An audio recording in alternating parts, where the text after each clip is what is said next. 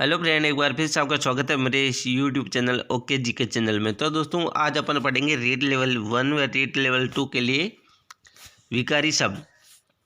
ठीक है दोस्तों, जो एग्जाम की दृष्टि से बहुत ही महत्वपूर्ण है। और दोस्तों जो विकारी शब्द होते हैं वो 4 प्रकार के होते हैं।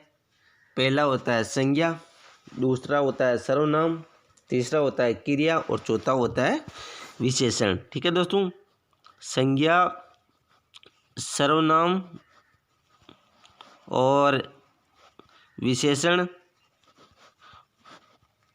और क्रिया, ये क्या होते हैं दोस्तों?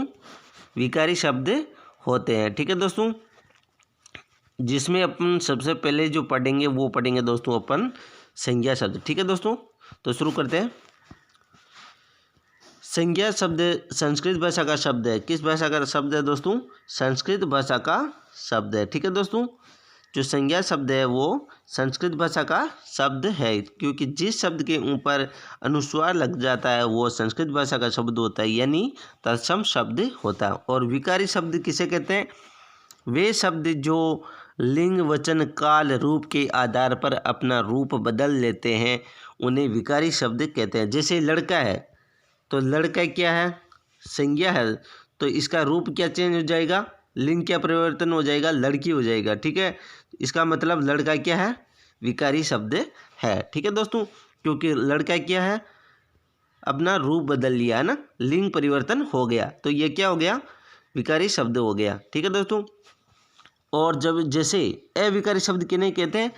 वे शब्द जो लिंग, वचन, काल के आधार पर रूप परिवर्तित नहीं करते उन्हें अविकारी शब्द बोलते हैं। जैसे उसका क्या रूप परिवर्तन होगा? कुछ नहीं होगा दोस्तों, उसी रहेगा। ठीक है दोस्तों, क्योंकि ये अवयव है, ध्यान रखना दोस्तों, यह अवयव है। जैसे किंतु, तो ये किंतु जो शब्द है इसका कोई रूप परिवर्तन नहीं होगा, क्योंकि ये क्या है? अवयव है। और अवयव क्या होते हैं दोस्तों? अविकारी शब्द होते हैं। ठीक है दोस्तों, अब अपन चलते हैं दोस्तों संज्ञा पर।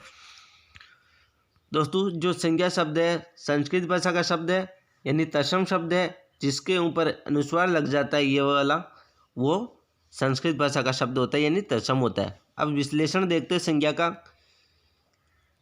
जो संज्ञा शब्द है उसमें सम उपसर्ग, जिसका अर्थ होता है सम्यक, और ज्ञा धातु का अर्थ होता है ज्ञान। ठीक है दोस्तों, यानी कि जो संज्ञा शब्द है उसमें क्या है? सम उपसर्ग है, सम का अर्थ होता है सम्यक और ज्ञा का मतलब होता है ज्ञान। यानी कि विश्लेषण के आधार पर संज्ञा का क्या अर्थ होता है? सम्यक ज्ञान। क्या अर्थ होता है? सम्यक ज्ञान। ठीक है दोस्तों, संज्ञा का शाब्दिक अर्थ होता है नाम। वेरी इंपॉर्टेंट है दोस्तों, इससे आपको पता चल जाएगा कि नाम को ही क्या बोलते हैं? संज्ञा बोलते हैं। सामान्य भाषा में संज्ञा का क्या अर्थ होता है? नाम। कोई पूछ ले कि संज्ञा क्या है, किसी के नाम को ही क्या बोलते हैं? संज्ञा बोलते हैं। ठीक है दोस्तों, अब परिभाषा देखते हैं अपन। परिभाषा दोस्तों किसी व्यक्ति, वस्तु, स्थान, भाव, अवस्था, गुण, दशा के नाम को संज्ञा कहते हैं। ठीक है दोस्तों, जैसे राम, राम क्या दोस्तों? नाम है, तो नाम क्या है? संज्ञा है। ठीक है, फिर आलोक नाम है, संज्ञा है। पुस्तक ये भी क्या है? संज्ञा है। फिर जोधपुर ये क्या है? संज्ञा है। बचपन, मिठास, गरीबी आदि क्या है? संज्ञा। ये क्यों? क्योंकि ये नाम है। अब दोस्तों इन संज्ञाओं के भी अलग अलग भेद है। जो संज्ञा बताई गई है वो 3 प्रकार की बताई गई है, जो अपन विस्तार से पढ़ेंगे आगे। यह तो हुई संज्ञा की परिभाषा की किसी व्यक्ति, वस्तु, स्थान, भाव, अवस्था, गुण, दशा के नाम को संज्ञा कहते हैं। ठीक है, ये तो संज्ञा के उदाहरण। अब अपन इनको विस्तार से पढ़ेंगे कि कौन सा शब्द किस संज्ञा में आता है। ठीक है दोस्तों, अब देखते हैं दोस्तों, जो संज्ञा होती है उसके मुख्यतः 3 प्रकार होते हैं। कितने प्रकार होते हैं? 3 प्रकार होते हैं। इस बार भी रीट में संज्ञा से संबंधित एक क्वेश्चन पूछा था। ठीक है दोस्तों, कि जो सास शब्द है उसमें क्या है? तो ऑप्शन में गुणवाचक विशेषण भी दिया था और भाववाचक संज्ञा भी दिया था, यानी जो 7 शब्द है उसमें भाववाचक संज्ञा थी। ठीक है दोस्तों, लेकिन जो कक्षा 8 की जो बुक है उसका जो 13 नंबर का जो पाठ है अपराजिता, उसमें उसे गुणवाचक दे रखा था। ठीक है, तो आगे देखते हैं संज्ञा के भेद। यानी कि संज्ञा दोस्तों 3 प्रकार की होती है। कितनी प्रकार की होती है दोस्तों? 3 प्रकार की होती है। पहली होती है व्यक्तिवाचक संज्ञा जो निश्चित होती है।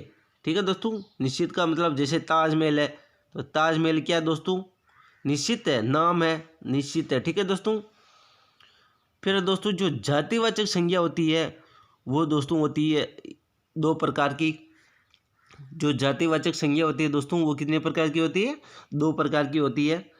पहली होती है समूहवाचक, यानी कि समूह को दर्शाती है, किसी समूह वर्ग का बोध कराती है। जैसे सभा, एक उदाहरण देख लो, फिर इसको अपन विस्तार से पढ़ेंगे। सभा, ठीक है दोस्तों, तो सभा क्या है? समूहवाचक शब्द है।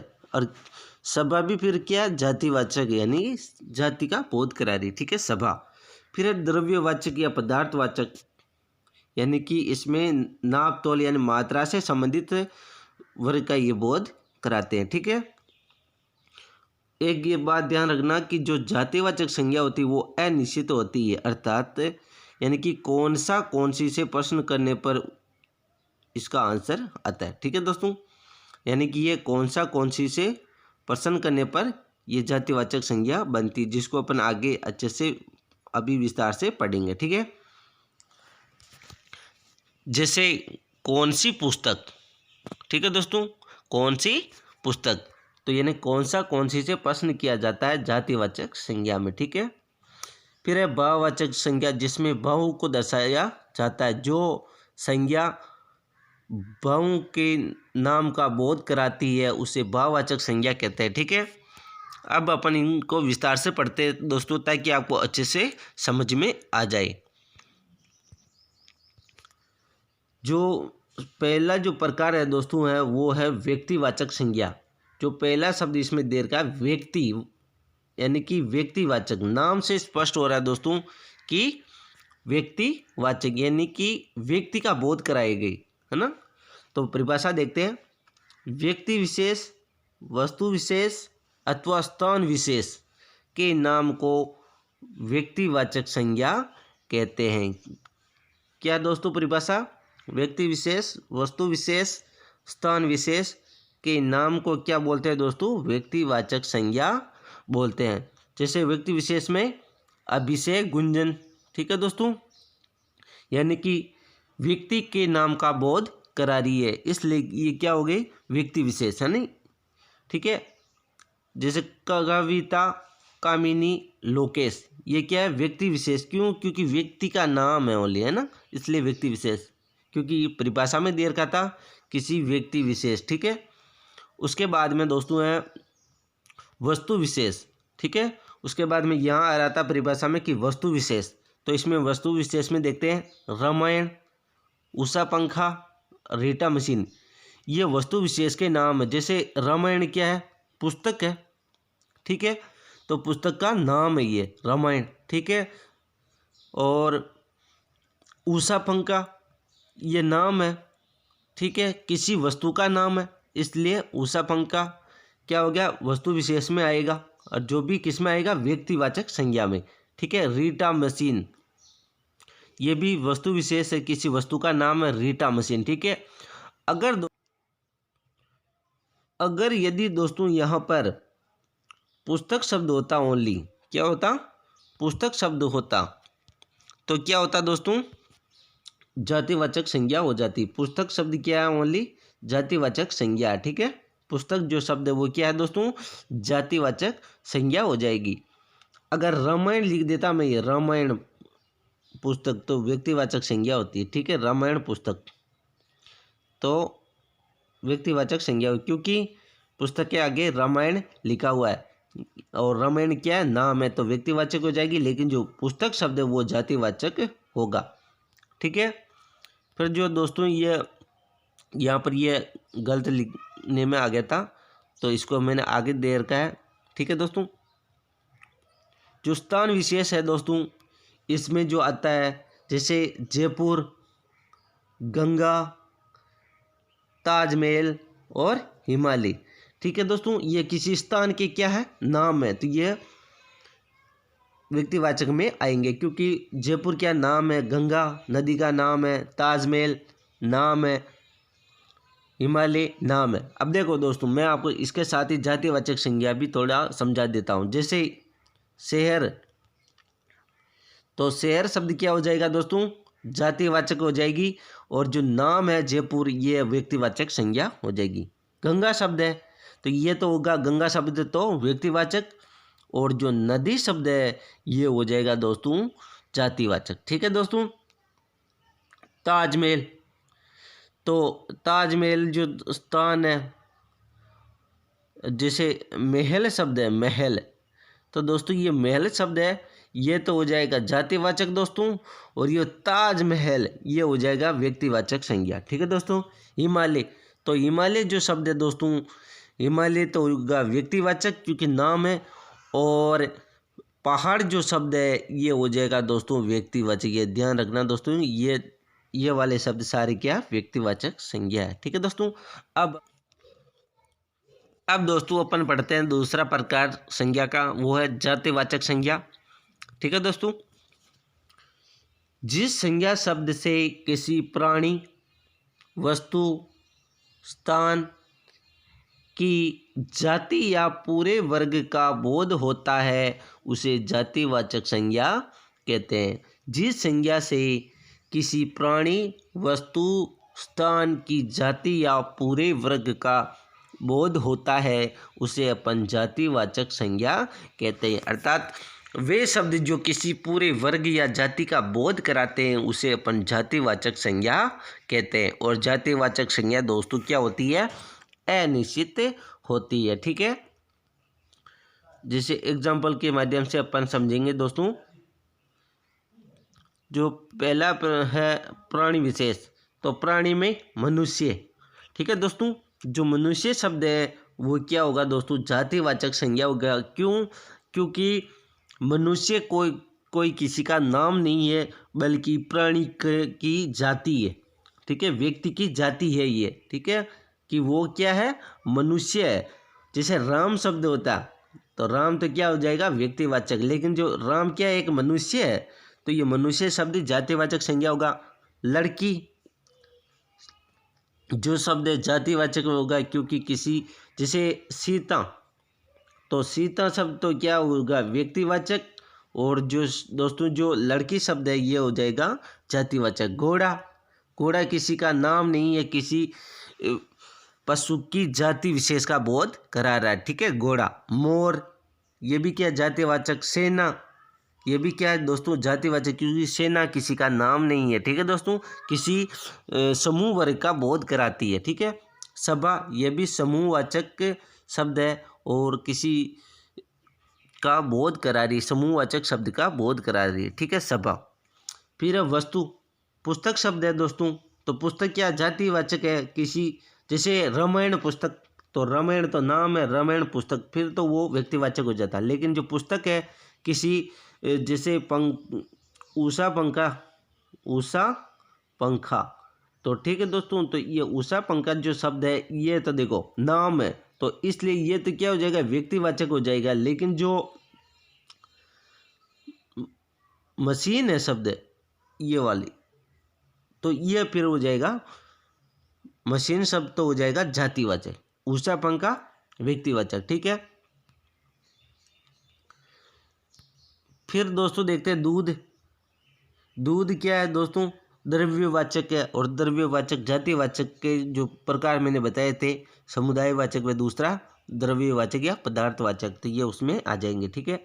साबुन, चांदी ये क्या होंगे दोस्तों जातिवाचक होंगे। व्यक्तिवाचक आप ऑप्शन से काट के कर सकते हो, नाम आ जाए तो व्यक्ति, और उनका जो अगर जाति विशेष का बोध कराते तो वो जातिवाचक संज्ञा हो जाती है। स्थान विशेष में देखो पहाड़ किसी का नाम नहीं है, जैसे हिमालय शब्द लिख दूं मैं, हिमालय पहाड़ है ना, तो ये हिमालय शब्द तो क्या है कि नाम है, इसलिए ये व्यक्तिवाचक है, और ये जो पहाड़ शब्द है ये दोस्तों क्या है जातिवाचक संज्ञा है। जैसे गंगा लिख दूं मैं, यह गंगा,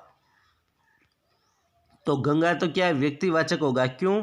क्योंकि नाम है और नदी संज्ञा हो जाएगी। भवन जैसे ताजमहल, ठीक है, तो ताजमहल तो व्यक्तिवाचक होगा और जो भवन है ये जातिवाचक संज्ञा हो जाएगा। जैसे जयपुर, तो जयपुर तो क्या होगा दोस्तों, व्यक्तिवाचक संज्ञा हो जाएगी और जो शहर शब्द है वो जातिवाचक संज्ञा हो जाएगी। ठीक है,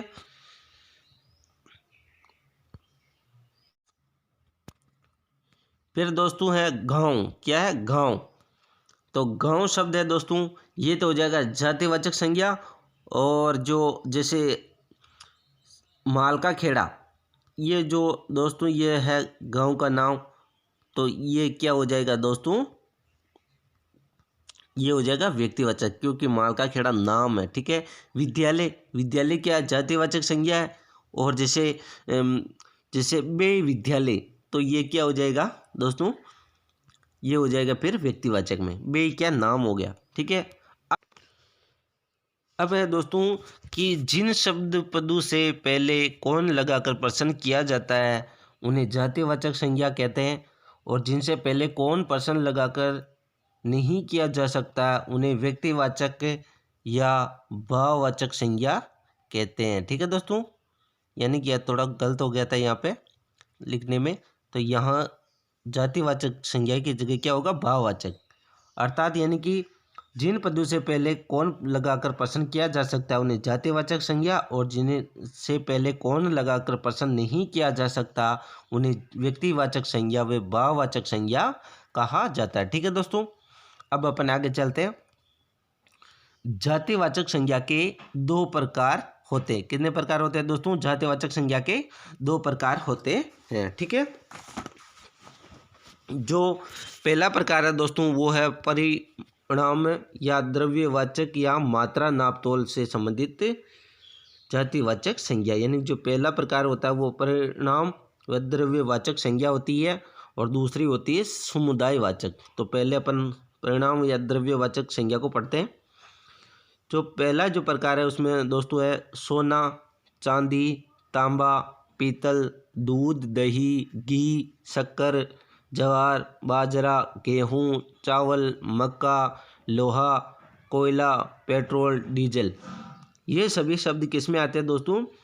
परिणाम या द्रव्यवाचक में। ठीक है, जो जातिवाचक का पहला प्रकार है। यानी कि जातिवाचक दो प्रकार की होती है, परिणाम द्रव्यवाचक और दूसरी समुदायवाचक। तो ये सभी शब्द दोस्तों किस में आते हैं? परिणाम या द्रव्यवाचक संज्ञा में। ठीक है, फिर जो दूसरा जो दोस्तों जो प्रकार है वो है समुदायवाचक। यानी कि किसी समुदाय विशेष का बोध कराते। जैसे पुलिस है तो किसी समूह का बोध कराती, कोई एक व्यक्ति पुलिस नहीं होता। सेना समूहवाचक होती है। फौज, कक्षा, भीड़, झुंड, सम्मेलन, सभा, संघ, संगठन, संसद, कारवा, रेवड़, जत्था, यात्री, यूथ, जामरीन, गिरोह, पार्टी, दल, गण, वृंद, समूह, वृग, मंडल, परिषद।